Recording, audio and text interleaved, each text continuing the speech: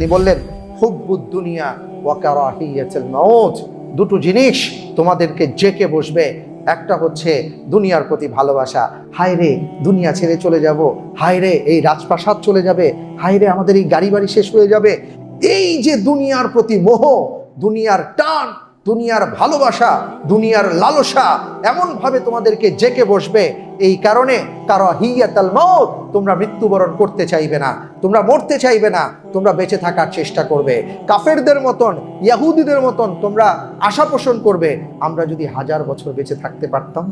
অথচ মুসলমানদের এটা কথা ছিল না, কারণ মুসলমানরা ভালো করে জানেন, আমি যদি দ্বীনের পথে অবিচল থাকতে পারি, আমি যদি আল্লাহর পথে চলতে পারি, তাহলে এই দুনিয়া তো আমার জন্য জেলখানার মতন হবে, কারণ জান্নাত আমার অপেক্ষা করছে। আমি মৃত্যুবরণ করব, আমি জান্নাতে চলে যাব, ওটাই আমার আসল ঠিকানা। কিন্তু ঠিক উল্টো হয়ে যাবে, আমাদের নামধারী মুসলমান আমরা এমন পর্যায়ে চলে যাব, আমরা মনে করব মরলে কোথায় না কোথায় যাই তা তো বলতে পারি না, কবরে ঠেলা খাইতে হবে, কারণ আকাম কুকাম যা করার তো করছি, সুতরাং মরতে চাই না।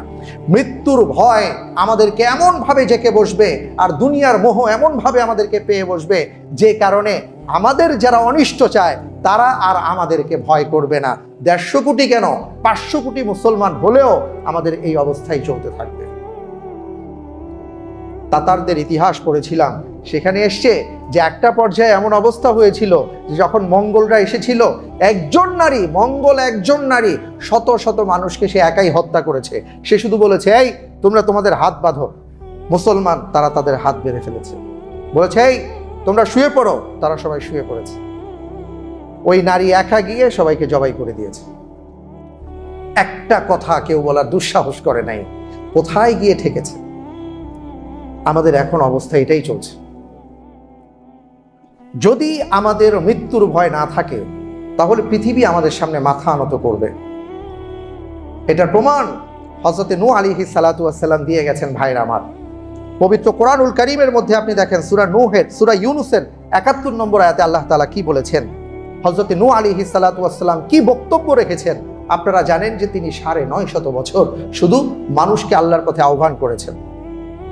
4টা পুরুষ চলে গেছে তার সময়, 4 থেকে 5টা পুরুষ চলে গেছে, কিন্তু তিনি বেঁচে ছিলেন, আল্লাহ তাকে বাঁচিয়ে রেখেছিলেন। তিনি শুধু মানুষকে আল্লাহর পথে আহ্বান করে গেছেন। তা একটা পর্যায়ে যখন তার বিরুদ্ধে সবাই লেগে গেল, তার বিরুদ্ধে প্রোপাগান্ডা চললো, তার বিরুদ্ধে অত্যাচার নির্যাতনের স্টিম রুলার চালানোর চেষ্টা করলো, তাকে বের করে দিবে ইত্যাদি ইত্যাদি, তখন তিনি সবাইকে ডেকে নিয়ে একটা কথা বললেন। আল্লাহ তাআলা সেটা কোরআনের মধ্যে কোট করে দিয়েছেন। তিনি বললেন, হযরত নূহ আলাইহিস সালাতু ওয়াস সালাম বললেন, ইয ক্বালা লিকাওমিহি, তিনি তার জাতিকে বললেন, ইন কানা কাবুরা আলাইকুম মাকামি ওয়া তাযকিরি বিআয়াতিল্লাহ ফাআলাল্লাহি তাওয়াক্কালতু। আমি যে তোমাদেরকে আল্লাহর পথে আহ্বান করি, আমি যে তোমাদেরকে ভালো পথে আহ্বান করছি, এটা যদি তোমাদের কাছে ভারী মনে হয়, কষ্টদায়ক মনে হয়, তোমাদের কাছে যদি দুঃসহ মনে হয়, আমার এই জিকির, আমার এই আলোচনা যদি তোমাদের ভালো না লেগে থাকে, জেনে রাখো ফাআলাল্লাহি তাওয়াক্কালতু, আমি এক আল্লাহর উপর ভরসা করলাম, আমি আল্লাহ ছাড়া কাউকে ভয় করি না, আমি এখানেই থাকবো। ফাআজমিউ আমরাকুম ওয়া শুরাকাআকুম, হযরত নূহ আলাইহিস সালাতু ওয়াস সালাম বললেন, ফাআজমিউ আমরাকুম, তোমাদের যারা যারা আছে সবাইকে নিয়ে আসো, ওয়া শুরাকাআকুম, তোমাদের যারা হিতাকাঙ্ক্ষী আছে তাদেরকে নিয়ে আসো, অর্থাৎ তোমাদের কে আছে সবাইকে নিয়ে আসো। তুম্মা লা ইয়াকুন আমরুকুম আলাইকুম গুম্মাতান সুম্মা কুদু ইলাইয়া ওয়া লা তুনজিরুন। এবং তিনি কি কঠিন কথা বললেন, সবাই মিলে আমার বিরুদ্ধে যা করার করো, আমাকে কোনো ছাড় দিও না, কিন্তু আমি আল্লাহর উপর ভরসা করেছি। আল্লাহর উপর ভরসা করেছি, এই কথার প্রেক্ষাপটে আমরা কি দেখেছি, হযরত নূহ আলাইহিস সালাতু ওয়াস সালাম গুটি কয়েক লোককে নিয়ে আল্লাহ তাকে রক্ষা করেছেন, আর যারা হযরত নূহ আলাইহিস সালাতু ওয়াস সালামের বিরুদ্ধে লেগে গিয়েছিল তাদেরকে আল্লাহ তাআলা ধ্বংস করে দিয়েছেন। এটাই বাস্তবতা, এটাই ঈমান। ঈমান কখনো সংখ্যা দিয়ে হয় না, ঈমান হলো হৃদয়ের সম্পর্ক। আপনার হৃদয়ের মধ্যে আল্লাহর সাথে যত সম্পর্ক আপনি সুদৃঢ় করতে পারবেন, আপনি তত শক্তিশালী হবেন। পৃথিবীর কাউকে আপনার তাকাতে হবে না, কারো দিকে আপনার তাকাতে হবে না। আল্লাহর সাথে সম্পর্ক অটুট, গোটা পৃথিবী আপনার সামনে মাথা নত করবে। আর আপনি যদি আল্লাহর সাথে সম্পর্ক ছিন্ন করেন, দুনিয়ার মোহে পড়ে যান, তাহলে গোটা দুনিয়া আপনাকে গোলামে পরিণত করবে। এই যে নির্যাতন যারা করছে, মনে করেন যে আমরা তো আর কি যার যার অবস্থানে আছি, আমরা কেউ কিছু বলছি না, কোনো প্রতিবাদ করছি না, আমাদের কি হবে সেটা বাদ দেই। কিন্তু যারা আসলে নির্যাতিত, যারা মজলুম, তাদের কি অবস্থা হবে? তারা কি এই অবস্থায় চলতে থাকবে? সেই জনপদ কি আল্লাহ তাআলা রক্ষা করবেন না? কোরআনে কারীমের কয়েকটি আয়াত আর হাদিসের আলোকে আমি আজকে আপনাদেরকে সেই সুসংবাদ জানিয়ে দিচ্ছি। আল্লাহ রাব্বুল আলামিন বলে দিয়েছেন সূরা ইউনূসের 46 নম্বর আয়াতে, ওয়া ইম্মা নুরিয়ান্নাকা বা'দাল্লাযী না'iদুহুম, ওয়া ইম্মা নুরিয়ান্নাকা বা'দাল্লাযী না'iদুহুম। হে মুহাম্মদ সাল্লাল্লাহু আলাইহি সাল্লাম, আমি আপনাকে অবশ্যই তাদের কিছুকে যে শাস্তি দিব সেটা আমি আপনাকে দেখাবো। আও নাতাওয়াফায়ান্নাকা, অথবা আপনি মৃত্যুবরণ করবেন, আপনি দুনিয়া থেকে বিদায় নিয়ে চলে যাবেন। ফা ইলাইনা মারজিউহুম সুম্মা আল্লাহু শাহীদুন আলা মা তা'মালুন। আপনি মৃত্যুবরণ করলেও আপনি এটা জেনে রাখুন, তারা যা যা করছে তার শাস্তি তাদেরকে পেতেই হবে। কারণ তারা যা কিছু করছে আমি আল্লাহ তার সাক্ষী, আমি দেখতে পাচ্ছি। তারা কিন্তু নিস্তার পাবে না। তারা যে নিস্তার পায়নি বা পাবে না, এই বিষয়টা আমি আপনাদেরকে কোরআনের আলোকে বলি।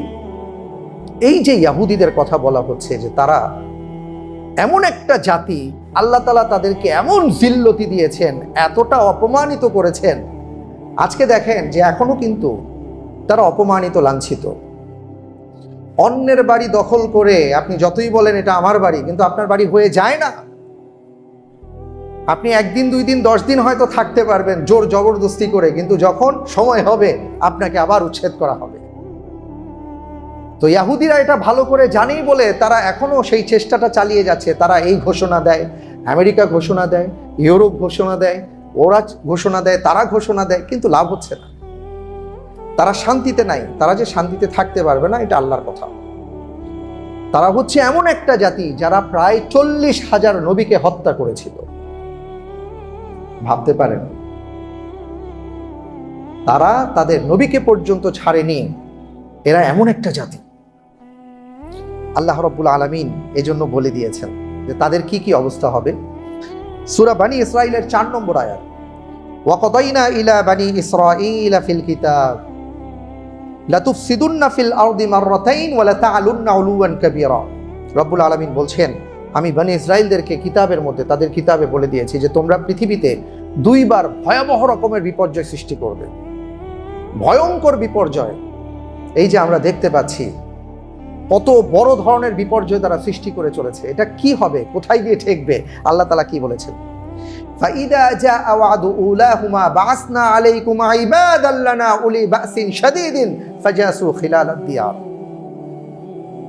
তোমরা যে বিপর্যয় সৃষ্টি করে চলেছো, জেনে রাখো আমি আমার পক্ষ থেকে এমন কিছু বান্দাকে পাঠাবো যারা তোমাদেরকে নিশ্চিহ্ন করে দিবে। তোমাদের ঘরে ঘরে গিয়ে তারা তোমাদেরকে তোমাদের অত্যাচারের শাস্তি প্রদান করবে।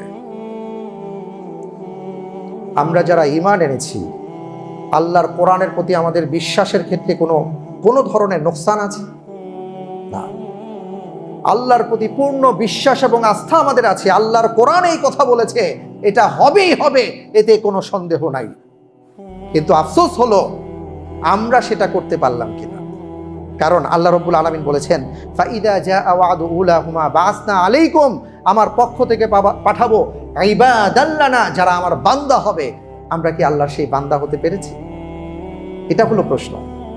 আল্লাহ তার ওয়াদা পূর্ণ করবেন, এতে কোনো সন্দেহ নাই, কিন্তু আমরা তার বান্দা হতে পেরেছি কিনা, এটাই হলো প্রশ্ন।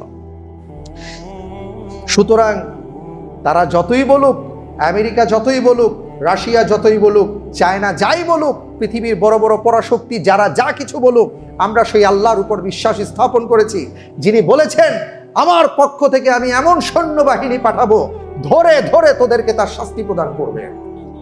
আমরা বিশ্বাস করি এটা হবেই। সেই দিন আমেরিকা কিচ্ছু করতে পারবে না, রাশিয়া কিছুই করতে পারবে না, পৃথিবীর কোনো শক্তি তাদেরকে থামাতে পারবে না ইনশাআল্লাহ তাআলা। আরেকটা আয়াত এসছে সূরা আল ইমরানের 112 নম্বর আয়াতে আল্লাহ রাব্বুল আলামিন বলেছেন, দুরিবাত আলাইহিমুদ দিল্লাতু আইনামা সুকিফু ইল্লা বিহাবলিম মিনাল্লাহি ওয়া হাবলিম মিনান নাস ওয়া বাউ বিগাদাবিন মিনাল্লাহ। কঠিন কথা।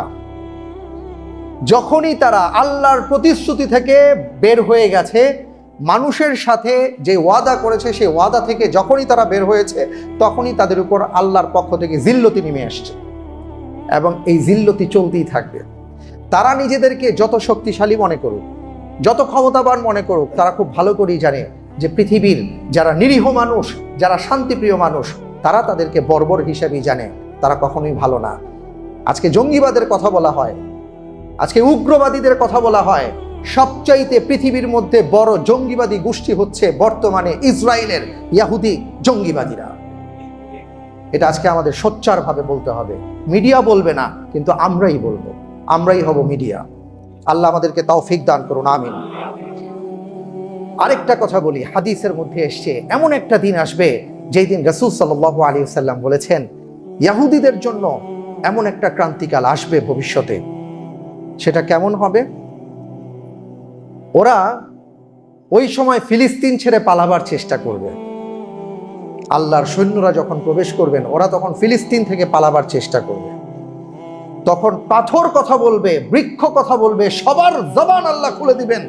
এরা যখনই মুসলিম সৈন্যদেরকে দেখবে বলবে যে শোনো, আমার পিছনে ইহুদি পালিয়ে আছে, তাকে ধরো। রাসূল সাল্লাল্লাহু আলাইহি ওয়াসাল্লাম বলেছেন এটা হবেই হবে। আমরা মুসলমান, এটা বিশ্বাস করি, আল্লাহর কাছে দোয়া করি, হে রব্বুল আলামিন, তোমার সেই সৈন্যবাহিনীর মধ্যে আমাদেরকেও তুমি শামিল করে নিও। আল্লাহুম্মা আমিন, আল্লাহুম্মা আমিন। সবশেষে আমরা আমাদের ফিলিস্তিনি ভাই বোনদেরকে বলবো, এবং পৃথিবীতে যারা নির্যাতিত মুসলিম আছেন তাদের উদ্দেশ্যে বলবো, আল্লাহ রব্বুল আলামিনের সেই কথাটা যদি আমরা মেনে চলতে পারি, রব্বুল আলামিনের পক্ষ থেকে যেই প্রতিশ্রুতি আমাদেরকে দেওয়া হয়েছে সেটা অবশ্যই আল্লাহ পালন করবেন। আল্লাহর পক্ষ থেকে আমাদেরকে নির্দেশনা দেওয়া হয়েছে, ইয়া আইয়ুহাল্লাযীনা আমানুসবিরু ওয়াসাবিরু ওয়ারাবিতু ওয়াত্তাকুল্লাহা লাআল্লাকুম তুফলিহুন। আজকে যারা আমরা নির্যাতিত, গোটা বিশ্বের মধ্যে যারা নির্যাতিত মজলুম অবস্থায় আছেন, আল্লাহর পক্ষ থেকে 4টি কথা বলা হয়েছে যে তোমরা এই 4টি কথা মেনে চলো, অবশ্যই সফলতা তোমাদের পায়ে এসে চুম্বন খাবে। সেই 4টি কাজ কি?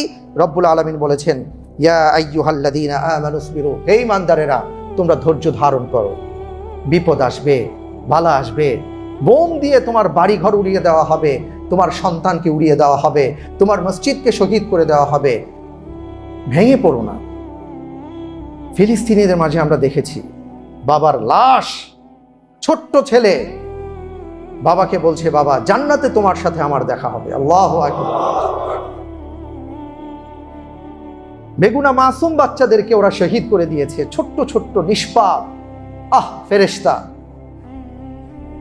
এই কলিজার টুকরো সন্তানদেরকে মায়েরা বাবারা কপালে চুম্বন এঁকে দিয়েছে আর বলছে, তোমাকে ওরা শহীদ করে দিয়েছে মা, আমি আসছি তোমার কাছে। এবং আজকে আপনারা দেখেছেন যে বিষয়গুলো খুব ভাইরাল হচ্ছে, যে ফিলিস্তিনিদেরকে যখন ওরা অ্যাটাক করে, ওরা মজলুম কিন্তু ওরা হাসি মুখে রাখে, ওরা বলে এটাই অসুবিধা নাই, আমাদেরকে তোমরা দমাতে পারবে না। আজকে গোটা বিশ্বের মুসলমানদের এই কথাই চিন্তা করা উচিত। আজকে আমাদের উপর তোমরা জুলুম করছো, আমাদের মুখের হাসি তোমরা কেড়ে নিতে পারবে না, কারণ আমরাই শেষ হাসি হাসবো ইনশাআল্লাহ। তো আল্লাহ রব্বুল আলামিন বলেছেন যে তোমরা কখনো ধৈর্য হারা হবে না। ইসবিরু ওয়াসাবিরু, এবং ধৈর্য এমনভাবে ধরতে হবে যে ধৈর্যের প্রশিক্ষণ নিতে হবে, অপরকেও তোমরা ধৈর্যের জন্য শিক্ষা দিবে।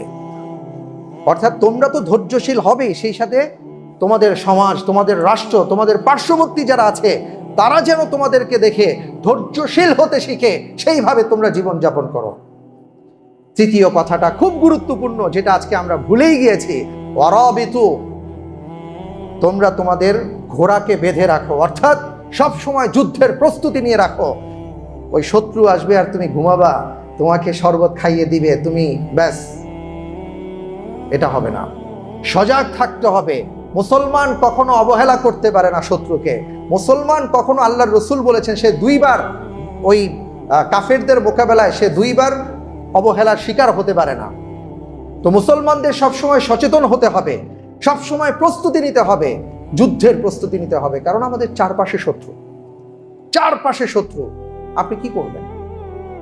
আল্লাহ তাআলা তৃতীয় কথাটা বলছেন, ওয়ারাবিতু, প্রস্তুতি নিয়ে রাখো, সবসময় যুদ্ধের প্রস্তুতি নিয়ে রাখো।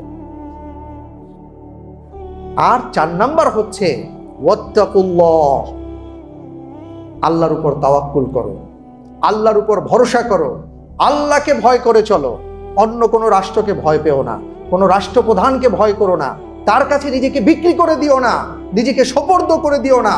তোমার 3.5 হাত দেহ, তোমার সমাজ, তোমার রাষ্ট্র, গোটা ব্যবস্থাকে আল্লাহর কাছে সোপর্দ করে দাও। রব্বুল আলামিন তোমাকে গোটা বিশ্বের নেতা বানিয়ে দেবেন।